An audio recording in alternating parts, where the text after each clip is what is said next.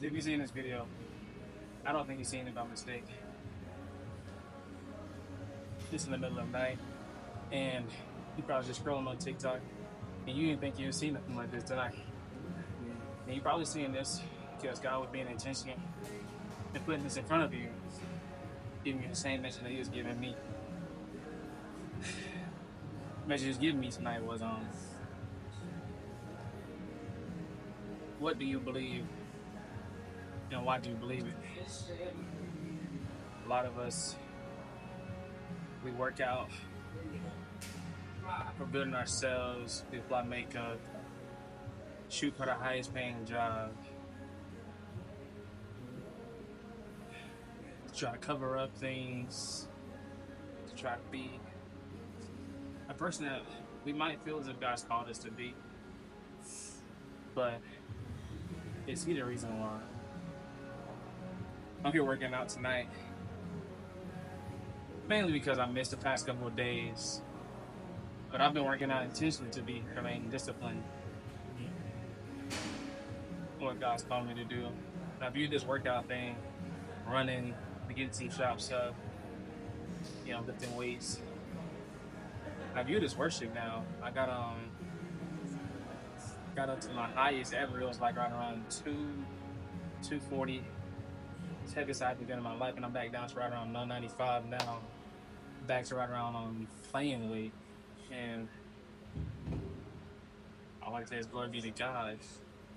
But I really feel as if God's asking, He's asking, what and why do you believe? Do you believe that He can work all things out for you, for His good? Do you believe that He is working things out for your good? Do you believe that He's in control of this ship? Or are you trying to fix this thing? Do you even acknowledge God in your everyday life?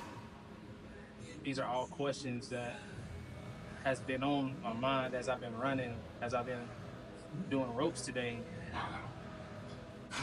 What and why do I believe? What and why?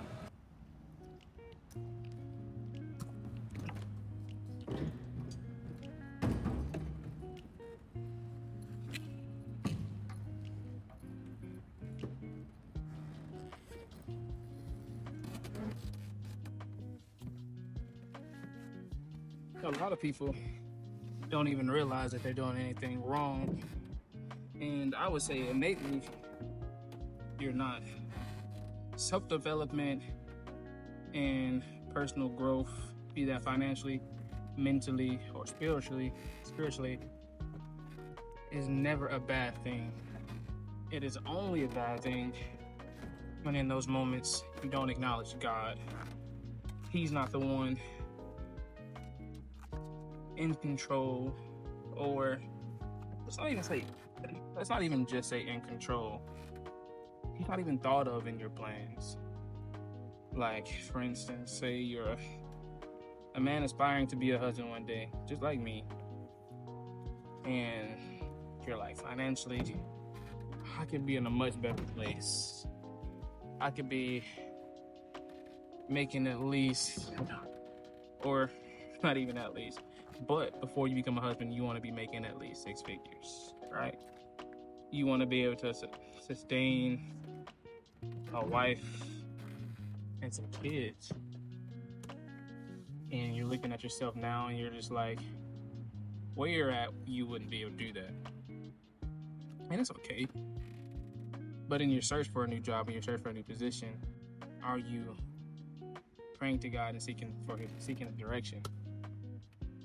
A lot of times I found myself being like, no, but not in the sense of I was going out searching every day, but I struggled with having a lot of faith and not enough works. A lot of faith and not enough works.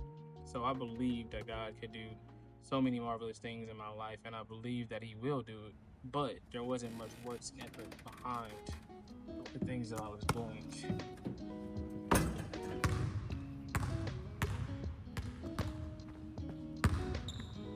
There's a bunch of verses that come to mind when I think about what and why. The first one being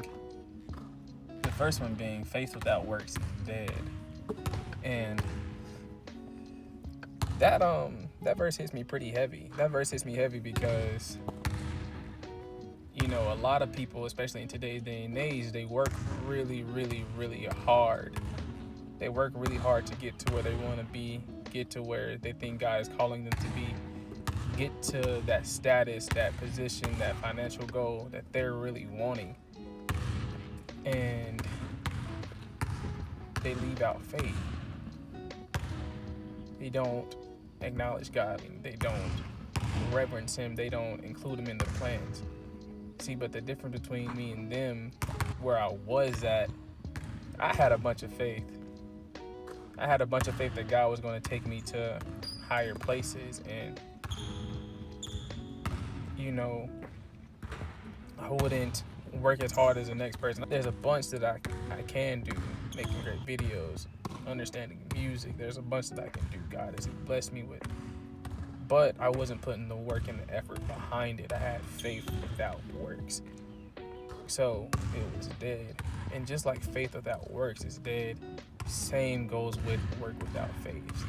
You become a worker of iniquity if you work without acknowledging God, work without including Him in your plans, work without reverencing Him.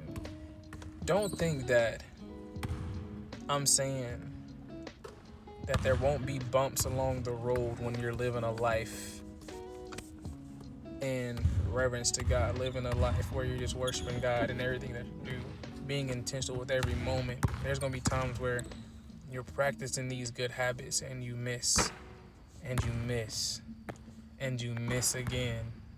Or you're practicing these good habits and you just can't seem to make a shot. But eventually, that one goes in, and all glory be to God. You understand what that practice was for. What this moment in your life where you feel as if it just won't happen. You see it.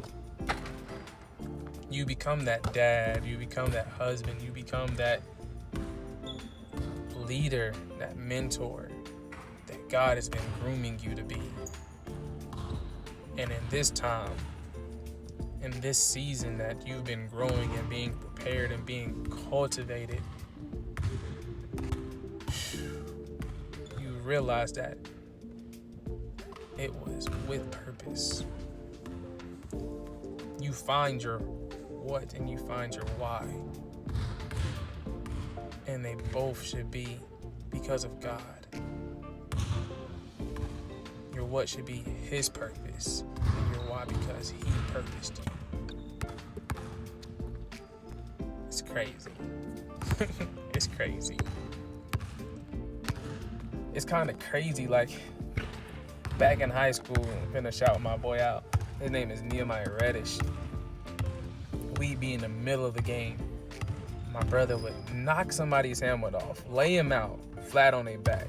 He would get up screaming, thanking God.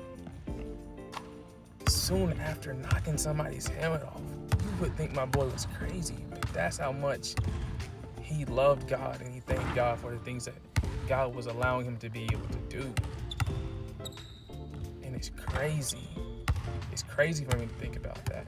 It's crazy to see that level of worship in a moment where people of the world, people who think naturally, would be like, man, this is just another play. It's crazy.